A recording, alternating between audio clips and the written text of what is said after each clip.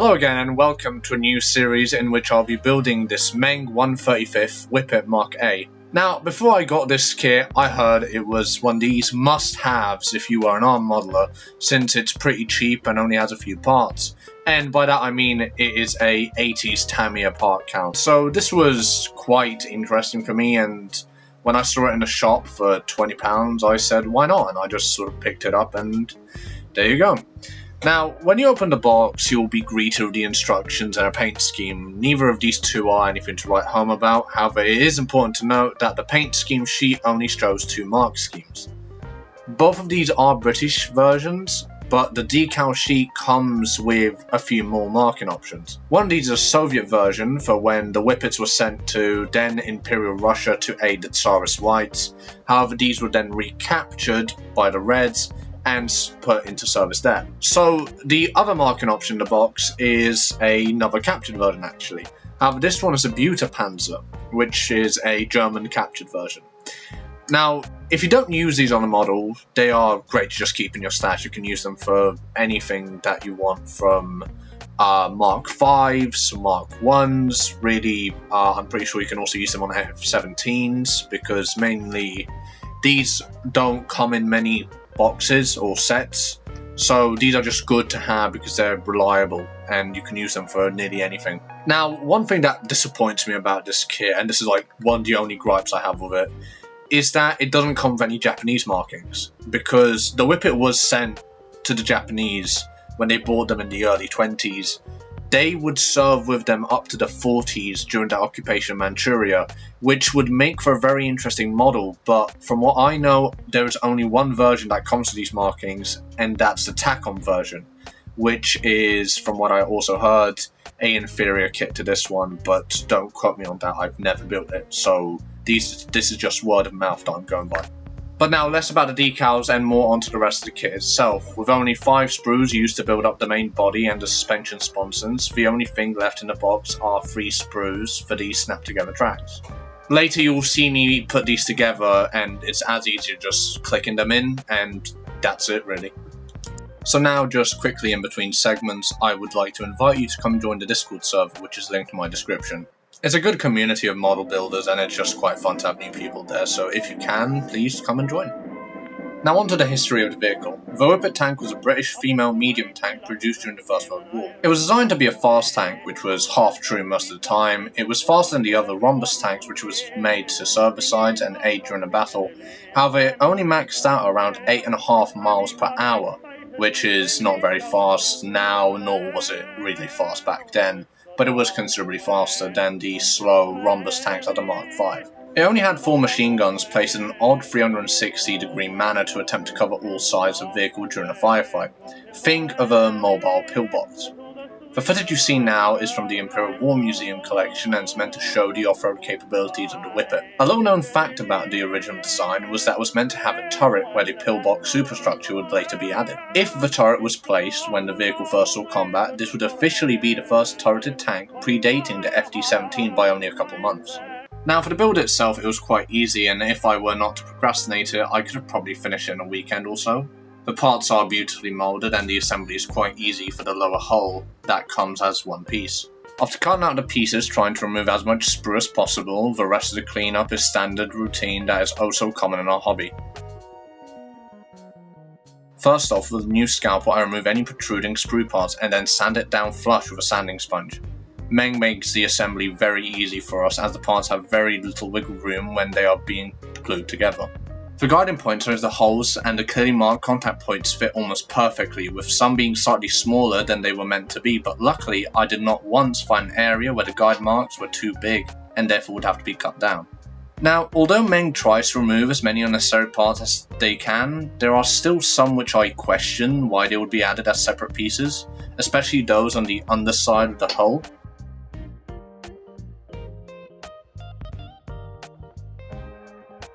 The vents are detailed very well and fit in perfectly. Later on during paintings, these will be key parts since the heavy oil stains and grime buildup will be part of the weathering. So they had to be made with a lot more attention, and Meng did a perfect job with them. The upper hull structure, or the pillbox area, begins off terribly. Everyone has heard of the jokingly large injection points on the main kits, right? Well, here they are, a trademark of the main company in all its beauty. They look horrible, but in fact they are quite easy to clean up, especially that they won't be seen, so there is no need to sand them down, but they are still just annoying. Now, this is the moment where the kit becomes questionable. Rather than building the superstructure out of singular panels, it is one large panel that must be bent into a correct shape. This is where, to my knowledge, most of the criticism of this kit comes from, since it is nearly impossible to bend a panel correctly, so no matter what, you will fuss around with it and make sure it doesn't have large gaps. Instead of making the whole superstructure like this, parts of it are built up from single panels. Honestly, it would have been better to have a few more parts and have the build be easier and more enjoyable, but it wasn't all too bad by the end.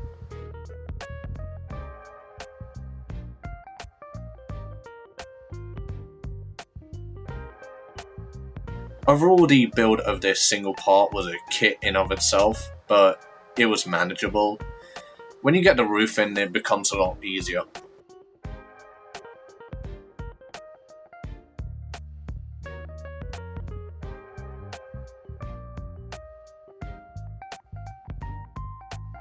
The driver's vision port comes in two options, but this all depends on what mark scheme you are going for.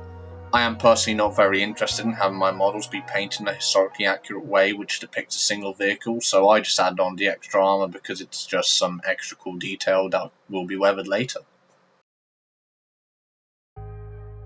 This is joined with the front machine gun port and the slanted armour plate connecting the whole superstructure to the hull.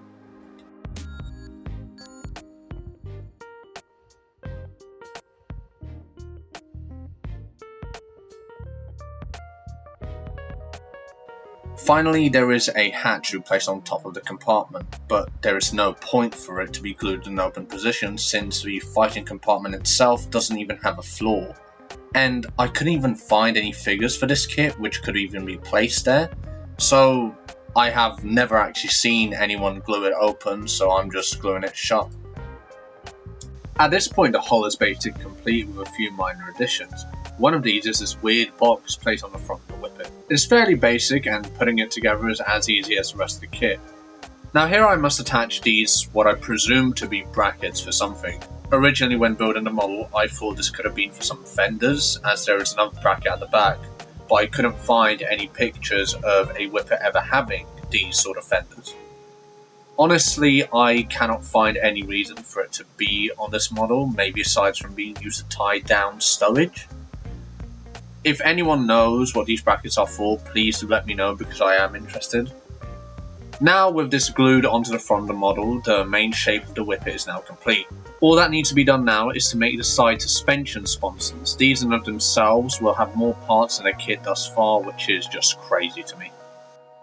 Cutting out the pieces for the suspension is easy because the wheels will be completely hidden by the tracks, so it's not really an issue if you cut some of them out wrong and accidentally remove too much of the plastic. I didn't actually know this until after I put the tracks on, but it is something to be aware of. If you damage the wheels too much, it's not a big deal and the mistake will be hidden. There are two types of wheels in the suspension. One type has a thicker inner lip and the other is completely smooth with no lip present. Whilst there are a guiding point on the inside of the wheels, they are so small that you can barely feel them during the fit. When each of the wheels are glued and have had enough time to dry so that they won't fall apart when I begin to sand them down, I begin to remove any excess plastic. In hindsight, this isn't very necessary, but it's good practice of sanding down rounded surfaces. Each of the sponson sides comes in two major parts. The inside part has these pegs for the wheels to sit on, so you can easily distinguish them between the inside and the outside parts immediately. Like the rest of the kit, the cleanup on them is minimal, because Meng designed it so that when you put it together, the injection points are hidden. When placing the wheels onto the pegs, they have to be put in a specific order. I'm not sure of the consequences of just ignoring this, but I'm guessing the tracks would sit right or a similar issue. I know the wheels are not visible, but just in case if you ever decide to build this kit, follow the instructions carefully at this point. They are sometimes tighter fits, but usually they just slid right onto the pegs. Onto the sprocket driving wheel, and this was a difficult one. I know so far I honestly mostly just praised the ingenuity of Meng with this kit, but this is a serious flaw in the design. When you look at the sprocket, you can clearly see that the injection mark is behind the teeth, so now you need to be careful which side you decide to cut the excess from. If you decide to do it from the side where you cannot see this, you risk removing some of the sprocket teeth. The cleanup of the pieces is just terrible now. You are forced to basically grab a blade or a razor and use the other teeth as a guide to slowly push the blade in and remove the excess, ensuring that you don't remove too much so the sprocket is still usable. In all honesty, this is one of the worst experiences I've had with cutting out sprockets. Now, gluing the sprocket together is fun, but again, you can barely feel the connection points for both of my sprockets. It was loose and I had to wiggle them around to make sure they were straight. A really cool detail that I really like from Meng is the driving chain, which is just a shame that I turned away because it could have had so much potential. To finish off the suspension, there is a very British thing that needs to be added. This is the so-called mudslide or mud remover. This was a very common feature on the majority of British tanks in World War I and World War II. It can most often be seen on the Matilda Mark II, which is probably the most famous example as well. The point of these slopes were to allow for mud that was being dragged along under the tracks to be removed on its own rather than have the crew clean it out. This will be a very interesting area for the weathering, especially when you consider the mixture of the fresh mud and the dried up dust. The return rollers now need to be placed into suspension, and then this whole sponson can be glued to the main body.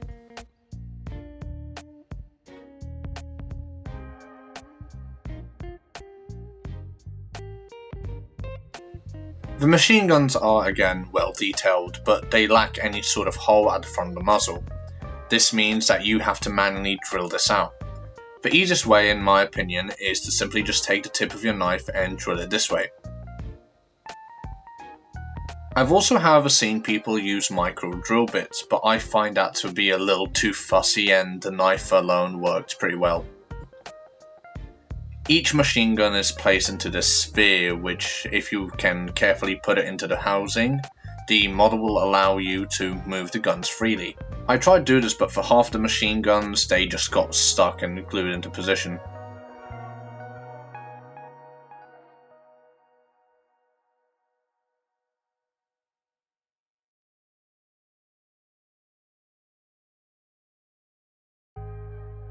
The last part of the model are now the tracks. These are less like the standard model tracks that you know and love, and are more like toy tracks. You simply clip them together like they are Legos.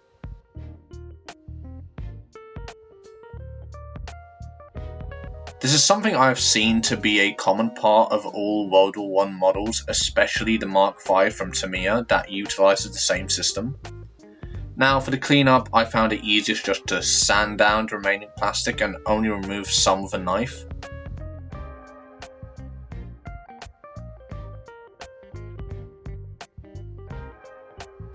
After building the tracks, you just now simply wrap them around the suspension, and that concludes the whole model. These tracks make the build so fun, and you can build them in an hour or less, which is less than the amount it takes to assemble the majority of metal tracks. To now conclude this video, I would really want to thank you for watching to the end. This will be a relatively short series, probably only 3 or 4 parts long. I will this time try to keep to a calendar and a post scheme, as I know it's been over a month since the T30 series has ended, but with exams at school and other aspects of life, it took me a while to get to completing this model. Either way, I must say goodbye now and leave you with these images of the completed model. To the next time, happy modelling. See you then.